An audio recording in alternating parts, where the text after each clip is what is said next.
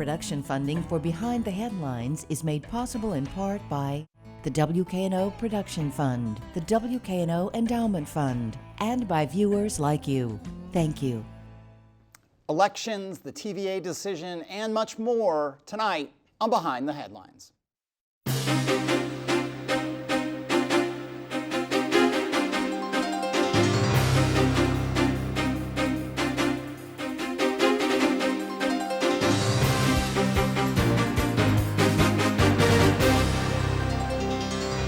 Hi, I'm Eric Barnes. Welcome to Behind the Headlines.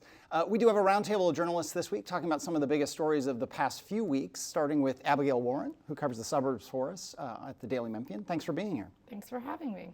Along with Bill Dries, reporter with the Daily Memphian. So there is a ton. We haven't done a roundtable in probably 5-6 weeks. I think we'll start, Bill, and for both of y'all, with elections. We are actually, and I'm going to get this wrong, and you're going to correct me, but July 15th is the beginning of early voting for the county final races, everything from county mayor to DA to county commission, a lot of judges, juvenile court race. It's also the primaries for a lot of races like the governor's races, the state and federal. So where do you want to start? It seems like the biggest stories at the county level seem obviously the mayor's race and certainly the DA's race. And I should note that next week on Behind the Headlines we have current Shelby County District Attorney Amy Wyrick and her Democratic opponent, Steve Mulroy, on the show together to talk through the issues, so please do tune in for that. But what do you see as the biggest stories right now in the election? The countywide races for district attorney and for county mayor are the top of the ballot, are kind of the main attraction here. Although you have all 13 seats on the county commission that are up, and it will be interesting to see how the race for the new Cordova seat on the commission works out, and whether there's now a 9-vote majority for Democrats on the commission as opposed to the current 8-vote majority on the commission. But the advertising in the district attorney's race between the Republican incumbent Amy Wyrick and her Democratic challenger Steve Mulroy, those are now starting to be seen a lot on social media as well as on TV outlets as well. And the race is every bit as contentious and about which direction the county should go in the chief prosecutor's office as I think everybody anticipated this would be. And we are reaching out to Mayor Harris and to his opponent, Worth Morgan, to try to get them on the show before early voting begins. How much, Abigail, you primarily cover Germantown and Collierville, and we'll talk about those, but you cover lots of things for us. How much are people paying attention to things like the DA race, the county mayor race, the juvenile court judge race that seems to have, within the city, a whole lot of attention on it? They are paying attention. I know in Germantown what's been interesting is with the redistricting, Germantown's been split into 3 districts, so there are 3 different county commissioners, Brandon Morrison and Brittany Chauncey are... No, keep going. We won't worry about the names, but the 3 districts. They'll meet for most of Germantown, but then David Bradford, who has represented Collierville and is running uncontested, has a part of Germantown as well. So there's a lot of interest in that. David Bradford, like I said, is running unopposed, so he'll represent Collierville too. But I do think there is interest in the county mayor's race. There's a lot of signs when you drive around in the suburbs.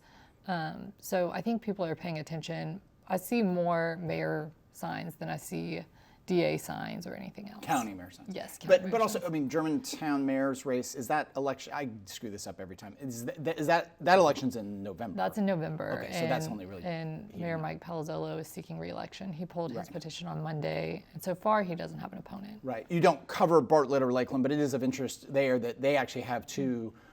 there's no incumbent. Right. And the incumbents often win these suburban races. They have pretty pivotal elections. Mayor Keith McDonald has decided to step down after 20 years, and Mayor Mike Cunningham in Lakeland has decided to not seek re-election. Thoughts on those? Those are areas that have seen kind of a boom in growth in development and population, but also with the Ford plant coming, lots of speculation that, because those are some of the communities that are closest to the Ford plant, that they will see even more rapid, bigger perhaps even some amount of unwanted growth given the scale of what they're talking about out at the Ford Yeah, plant. and the Ford plant questions are especially relevant in the Lakeland and Arlington elections. And we should note that the Arlington municipal elections will be on the August ballot.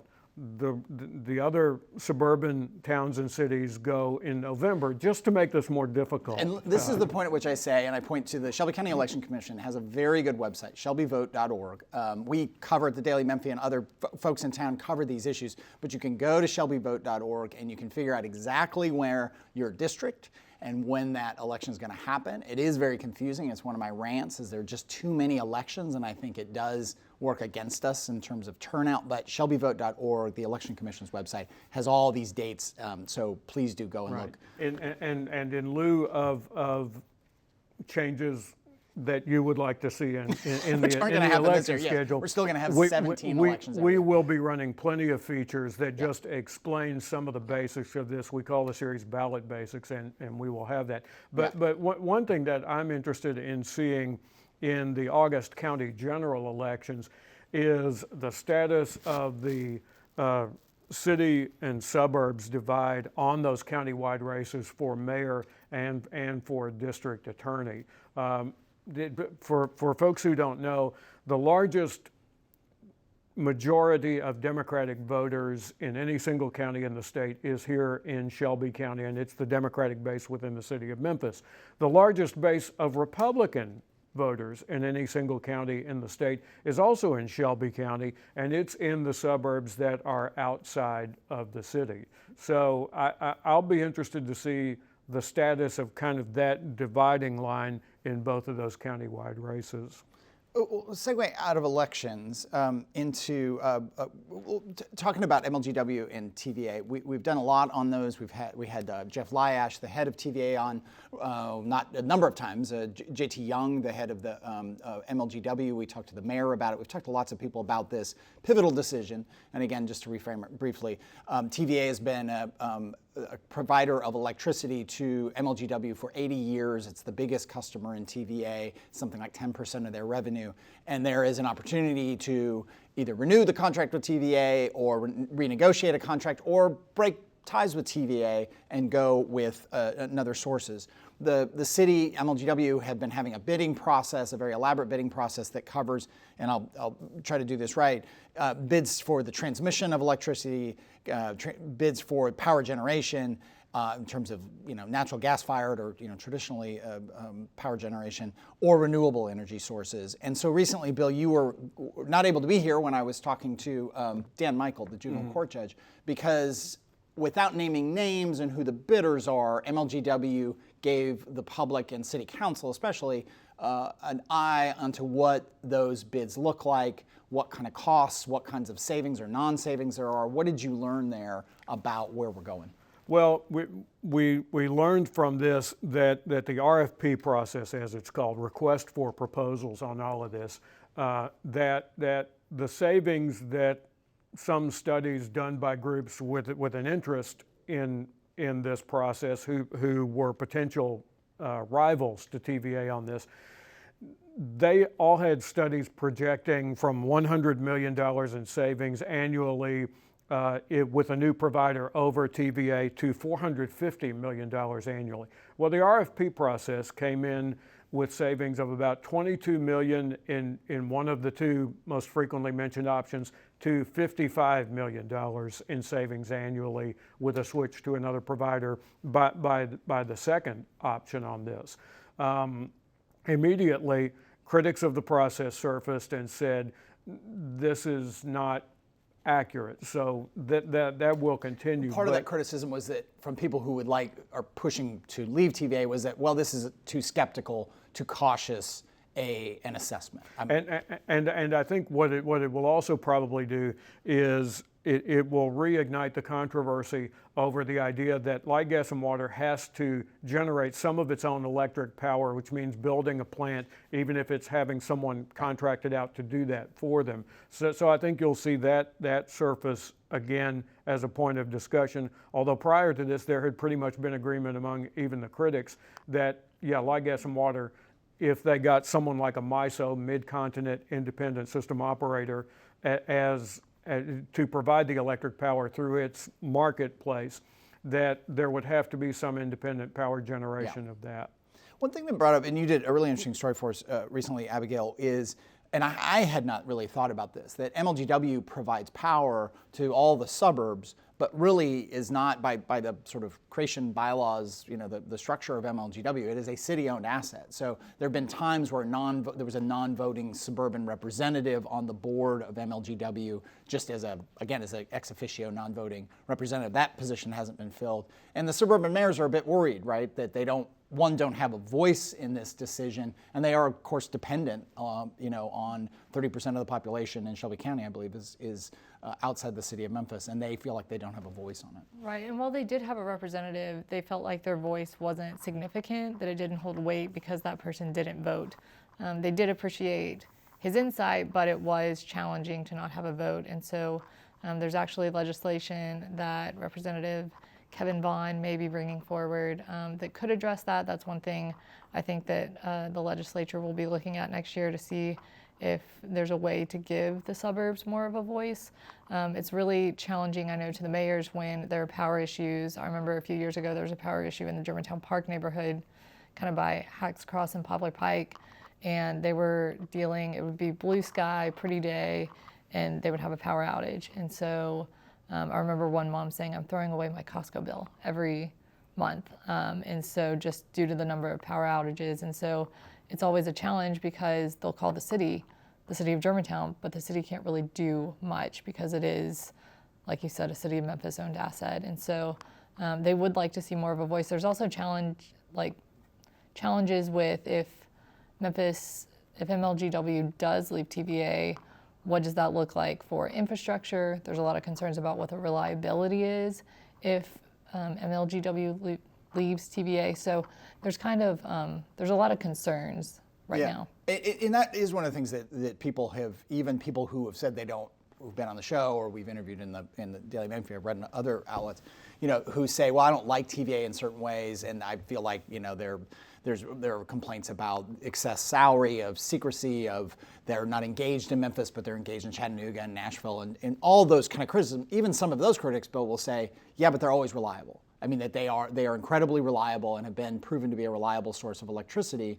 And even just in this last week, I think in part because of the heat wave, I think it was TVA reported record demand region-wide for the month of June on the same day that MLGW had, something like 8 to 9,000 outages. So that reliability issue, both for individuals, for business, for big business, and for suburbs, weighs heavily because TVA, it is hard to, I haven't seen a critic who's pointed at the TVA record and said, we've had these outages, we haven't had the power we were promised. It's hard to criticize them on that front. And it's really hard for someone who is dedicated to a process that just is laser focused on reliability and the rates that you're paid for power to keep it there because of all the other stuff. I'll call it stuff, technical term there, that is in the atmosphere that you just talked about. So it's a very difficult road ahead here. J.T. Young, the president and CEO of Memphis Light, Gas, and Water, will make a recommendation to the Light, Gas, and Water Board at its August 16th meeting. The board, which makes the basic decision on this, whether or not to stay with TVA or to give the 5-year notice to TVA, will then make the decision. It might be a month later. There could be more time for public input, even beyond what's already built into the process. But we will probably have a decision from the Light, Gas, and Water Board by the end of this year. And I think some of the people, maybe not all of the people involved in this decision, are watching the calendar with the idea that the legislature does go back to work in January. Yeah. And the legislature, whether you agree with it or not, has been certainly aggressive about regulating, changing laws that make it harder or easier for various city, county, suburban entities to make decisions here. And they've done similar things in Nashville and the other cities. The last point on that is we are trying to get the CEO of MISO, on the show to talk about who they are, what they do. We're trying to get that sometime this summer. Just to clarify, Bill, I think we've talked to the mayor about this, and I think city council people, in effect, because MLGW is city-owned, although it'll go from a recommendation from JT Young, the CEO, to the MLGW board, it does fall to city council in the end to approve a decision. Yes, like this. it does. De facto. The city council, the funding, all that. right? Yeah. The city council, in effect, has to ratify it. But that said, if the Light, Gas, and Water Board makes a decision one way or the other, the council cannot come back and say, all right, well, we're gonna vote on that same proposition. Should we leave TVA or not? No, the council will be voting, in effect, on what the Light, Gas, and Water Board has decided, vote it up or down. Well, we mentioned the suburbs. A tremendous amount of development all over Memphis, all over the county, but specific to Germantown, there's a kind of first of its kind development that is going on in Germantown. Talk about that. Yeah, Thornwood, which is right there at Germantown Road and Neshoba Road, is kind of the first mixed-use development of its kind in the suburbs. It's still under construction right now. They're building the second hotel. They have a Hampton Inn Suites, and this will be a Town Place Suites. But really, it's been doing well. The shops that they have are filling up. They're completely leased with the apartments they have on site. The hotel's doing well, hence the demand for a second hotel. And so really it's been interesting to watch and see the way that Germantown has really invested in what it calls its Central Business District, which is kind of the center of the Central Business District is Germantown Road and Poplar, and kind of the businesses around there, and how Germantown has really invested in those areas with improvements like the Grove, the outdoor amphitheater at GPAC, and other amenities that they've added to that area. And so not only has Thornwood done well, but now you look on the western side of the city and what is called the Western Gateway, and Carrefour is being redeveloped. Originally, Henry and Nelson Cannon were pursuing that. They've sold the property to a group called Germantown DevCo, but Billy Orgel is a part of that group. And so there's potential for that to kind of crack a gold mine of opportunity.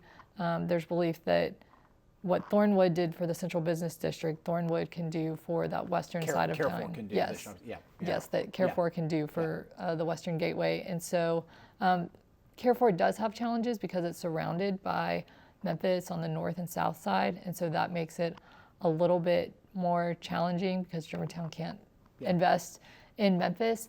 But it is cool to see that like even one of the developments over there sold, and there's plans to renovate it. I think part of it due to the renovations and the redevelopment and invigoration of Carrefour. It is interesting. We've had Mike Palzolo, the mayor, on a number of times over the years, mayor of Germantown, and their sort of recognition, I can't remember the name of the plan, but they did kind of a strategic plan and an urban plan. Smart growth plan, yeah, that embraced the fact that Germantown is a pretty mature community. It's no longer, I mean, it really has to be smart about how it grows here on out, create more density. There's not a lot they're not going to bring in a bunch of industry. There's only so much land left. And how these things are kind of extensions of that growth plan. Right, and that's kind of what Spence Ray, who is the developer of Thornwood, said. He said Germantown had these codes and they were just not being used. So he was really the first person to come in and look at these codes, and they were similar to stuff he had seen in Atlanta and Chicago and other big cities. And so he said this is what Germantown wanted to do to grow in a way that continued to keep them economically competitive. It just hadn't been used. And now you see other suburbs kind of taking a similar approach. Bartlett just did something recently where it's adopting a similar growth plan. Yeah, so. And I think probably we see more of that. And I've heard from people who, given the Ford plan and its proximity, a lot of people will probably who relocate or to the Memphis area to be part of the Ford plant. I mean, again, I mentioned Bartlett, but Arlington, Lakeland, Germantown, I assume too. I mean, it's relatively close by the standards of most cities to that big Ford plant and all the workers that are coming. We'll stay with you as our Topgolf correspondent. Topgolf is coming to Memphis. A lot of people are really excited. We won't do a ton on this. You went on sports radio though and did like half an hour on Topgolf recently, which is amazing. I have not listened to it, but the idea of that is fantastic. You're a big golfer. Not really. No, but talk about golf, Topgolf, for people who aren't following. It's a big economic development thing, and it's a big, I don't know, almost a tourism thing that's going in out towards the suburbs. It is, and so it's right just south of the Germantown border, right there. The best way I explain it is if you take Germantown Road in Winchester where they meet, there's that Aldi, and it's just behind that Aldi. And so people are really excited, but it's going to be 2 stories, and the national Topgolf builder construction team, they're building it, so it's going to be like every other Topgolf. It's going to have a full kitchen, 2 bars, a meeting space. We're also going to have mini golf. Topgolf launched a mini golf concept, so it's really going to be family friendly. So there's a lot of excitement. Topgolf has been looking for a decade off and on at Memphis, and there was always a question back when Ken May was the CEO. He's a Memphian, he's a Harding grad, he went to the University of Memphis and University of Tennessee, and there was always a question of, well, why doesn't Memphis have Topgolf? Right. He's a Memphian, and so it is exciting. Even though he's no longer with the company, Topgolf has finally decided on that site. I mean, they looked everywhere. They looked from East Shelby County to downtown. If there was a site they wanted, they looked at it, but they felt like this site, especially with the proximity to 385, was really the right site for them. And it's part of a larger mixed-use development that spreads across Germantown Road. So you're going to have a hotel across the street, you're going to have townhomes across the street. At least there's the zoning for that currently. So there's a lot of, like you said, tourism opportunities right there. Bill, this one strikes me. I mean, I'm all for Topgolf coming. I'm not a golfer. It's great and everything. And we'll talk about Overton Park and golf and the zoo in a second here. But it does remind me, and friend of the show, Sherman Wilmot, said this years ago about Cheesecake Factory. When Cheesecake Factory came into Wolf Chase, that why do we as a city, as a community, have to judge ourselves as a good community or a bad community based on whether or not we have a Cheesecake Factory? And there have been other ones of those over time. This is not to diminish Cheesecake Factory or Topgolf. It's just some of these things that it's less and less so, I feel like, in the 25 plus years I've been in Memphis. But some of these things that are of national prominence, that when we get them, we're like, oh, we're there. Now we've arrived. Yeah, and there's a whole succession of them, because once we get one of these Trader Joe's. one of these things, Trader Joe's. Once we get one of these things, then it's like, okay, something else pops up. It's kind of be wary of following trends, although these things are nice to have. But there's also another game, and I don't cover it, so I just encounter it by kind of watching Abigail struggle with it, and that is Trader Joe's is building in Germantown. They're obviously building in Germantown, but the company's position remains, well, we're not saying whether we're coming to Memphis or not. Literally, even as the sign is going up on the building that has their brand name on it, they will continue to say, we don't know what you're talking about. There was a Tesla. Didn't they have a Tesla? And as I've tweeted Topgolf, and there's been confirmation, they've tweeted back and said, we have nothing to share yet, even after they've attached their name to Memphis. So it's been fun. This is our lament. Because part of the game. Yeah, and I get it from people like, why haven't you reported on that thing? Like, because we cannot get confirmation because of so on, so on, so on. With a couple minutes left, I mentioned Overton Park. The new golf course has, I think, officially opens today. I think the ribbon cutting is today. People have started golfing on it. And it was many years in the making. A whole lot of people who came together to make that the renovation of that golf course really has a big history in Memphis. I think former Mayor A.C. Wharton was on the show back when he was city mayor talking about how I think he had learned to golf there, and there are a lot of Memphians that was the place they learned to golf. They had junior golf there, so it was more than just golf. And given Overton Park's kind of significance in the city, that is opening, and some great folks, and I can't help but give a shout out to a friend of the show, George Cates, who passed away a year ago and was the founder of the Overton Park Conservancy, was very instrumental along with others in making that happen. He would hate that I gave him any credit for that.